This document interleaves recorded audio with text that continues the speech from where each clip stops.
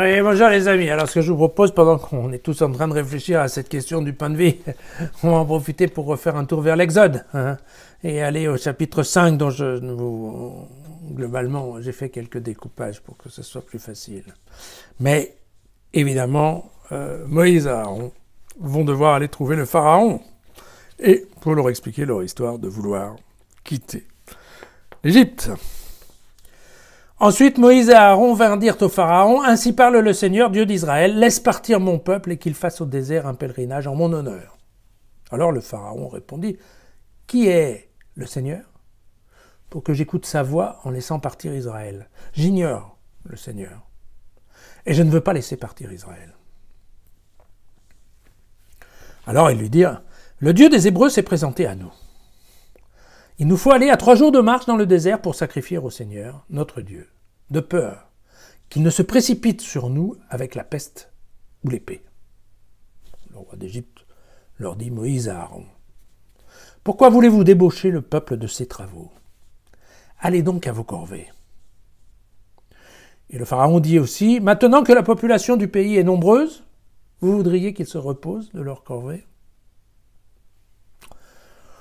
En ce jour-là, le Pharaon ordonna aux chefs de corvée et aux scribes du peuple, « Vous ne fournirez plus au peuple comme auparavant la paille pour fabriquer les briques.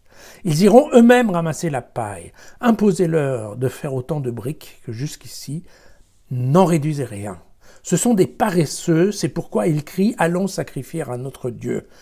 Que la servitude pèse sur ces gens et qu'ils travaillent sans rêvasser à des paroles mensongères. » Alors le peuple se dispersa dans tout le pays d'Égypte pour ramasser de la paille à torchis.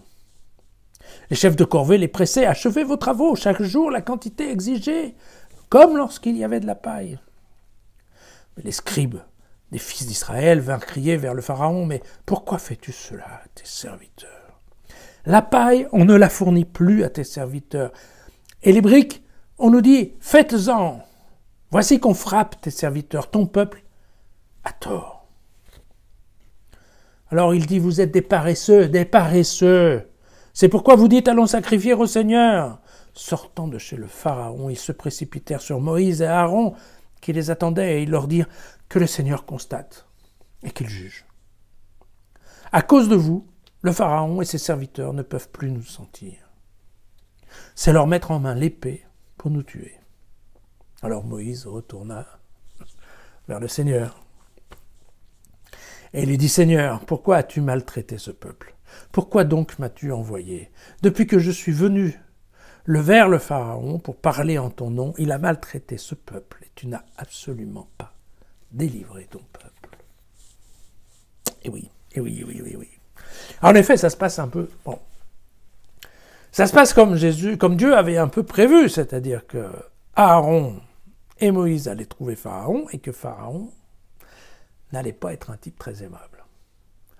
Et non seulement il n'est pas très aimable, mais en plus de ça, il augmente le travail que les Hébreux doivent faire, puisqu'à l'époque, on faisait des briques en mélangeant de la paille, ce qu'on appelle la paille à torchis, en mélangeant de la paille avec de l'argile et en les moulant. Voilà. Et donc, probablement dans l'ancien système, il y avait quelqu'un qui leur apportait la paille, mais non, là maintenant, il faut qu'en plus ils aillent chercher la paille, ce qui prend un temps fou, et on leur demande de fabriquer le même nombre de briques. Donc, en fait, la corvée augmente. Résultat de la visite à Pharaon, il n'est quand même pas époustouflant. Le peuple est bien pire après qu'avant. Et donc, c'est vrai que notre ami Moïse, qui fait les allers-retours, il est obligé de constater que ça n'a pas vraiment marché. Et il en fait un certain reproche. Donc jusqu'à maintenant, Moïse émettait des doutes envers Dieu qui lui disait de faire ceci ou cela. Mais là maintenant, vous voyez que Moïse, très ouvertement, vient se plaindre et vient faire des reproches à Dieu. Tu n'as absolument pas délivré ton peuple. Et il a du culot, ce petit Moïse, quand même. À demain.